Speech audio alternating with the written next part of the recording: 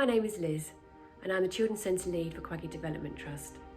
To mark Holocaust Memorial Day, I'd like to talk about Anne Frank. Anneliese Marie Frank was born on the 12th of June 1929 in Frankfurt, Germany. Her parents were Otto and Edith Frank, and she had an older sister, Margot.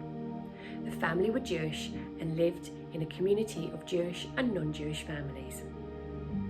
1933 was a year of great change for both the Frank family and Germany. Otto Frank moved his family to Amsterdam, Holland to start his own business. In Germany, Adolf Hitler's Nazi Party won the election and Hitler became Chancellor of the Reich. Margot and Anne, as she was known as, settled in well to their new Dutch life and both enjoyed and did very well at school. Otto's business was also doing well and he started another one. 6 years later saw the beginning of World War II. Germany, under Hitler's leadership, had invaded several neighbouring countries, and this prompted the UK to enter the war in support of their European neighbours.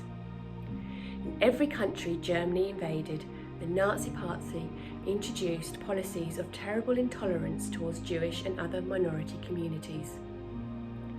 In May 1940, Germany invaded Holland, and soon Jews saw their freedom and civil liberties taken away from them. They were no longer allowed to go into shops, hold certain jobs and live in their homes. Jewish children were not allowed to go to school with their non-Jewish friends. All Jews were expected to wear a yellow Star of David on their clothing to identify who they were, and were often abused both physically and verbally. Otto Frank saw the terrible danger his family was in and tried to get the right papers and visas to leave for America or Switzerland, but was unable to do so. On the 5th of July 1942, Margot received papers ordering her to leave her family and attend a work camp. Otto and Edith did not want this to happen, and so they decided to go into hiding. The next day, the family left their home and went into the secret annex, a hidden attic at the top of Otto Frank's business. A bookcase hid the small narrow door and staircase which led to the annex. Only a handful of Otto's employees knew about the family hiding there, and they would be a lifeline for the family by getting food and medicine, provisions that were very hard to get during wartime. The employees also knew that if they were caught, they were likely to receive the death penalty. Just before Anne went into hiding, she was given a birthday gift of a red and white checked diary. Anne had hopes of becoming a journalist when she left school, so this was the perfect gift. Anne wrote in her diary throughout her time in hiding. She wrote about her most intimate thoughts, feelings, views on life, and about her sibling and parents, all the normal things a teenager would write. But she also writes about the war going on around her and being in hiding because of her religious beliefs.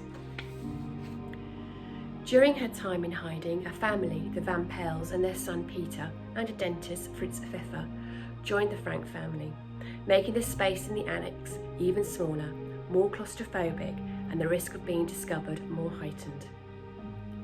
In June 1944, the residents of the secret annex heard the news that D-Day had begun, with British, Canadian and American soldiers landing on the beaches of France and slowly fighting their way towards Germany. All residents in the secret annex saw this as a great sign that war would soon end and life in the annex would be over. On the 4th of August 1944, the secret annex was discovered. All 8 occupants were arrested and sent on the long train journeys to separate concentration camps. During the raid on the secret annex, Anne's diary was dropped onto the floor, and one of the employers of Otto Frank, Miep, picked it up and took it home, intending to give it back to Anne after the war. This tragically did not happen, as Anne Frank died in 1945 at the concentration camp Bergen-Belsen in Poland. It is thought she died of typhus, several days after her sister Margot contracted it and died. Anne and Margot died a week before British soldiers reached Bergen-Belsen and liberated the camp. The only member of the secret annex who survived the horrors of the concentration camps was Otto Frank. After the war, he returned to Amsterdam, desperately hoping to find news of his beloved wife and his daughters. He discovered the terrible news that none of his family had survived, nor the Van Pels or Fritz Pfeffer. Miep, unable to hand Anne back the diary, gave the red and white diary back to Otto, telling him, "This is the legacy of your daughter Anne." At first, understandably, Otto was unable to read it, but several months later he did. He always felt he knew his youngest daughter, but reading her diary, he realised he had no idea of the depths of her thoughts and feelings. Friends and family encouraged Otto to publish the diary as it was an important human document, and Otto agreed. In 1947, the secret annex was published in Holland. It was Anne who had thought of the title. Today, the diary has been published in 70 different languages and has sold over 30 million copies worldwide, and can be found on the syllabus of many schools around the world. Anne's diary can be seen at the Anne Frank Museum, Amsterdam, Holland, and you can visit the secret annex and see the room where Anne and Margot slept in, and the postcards of Hollywood stars and of the young Queen Elizabeth that they pasted onto the wall to give their life some normality.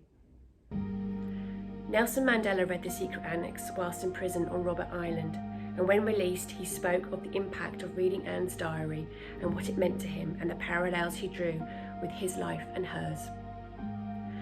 Anne was one of 6 million Jews and other communities and minorities who were persecuted and killed during World War II. Her diary shows us a glimpse into the world of a young girl starting her journey to be a woman, but it is not a soldier's diary about the horrors of wars, but that of a child's.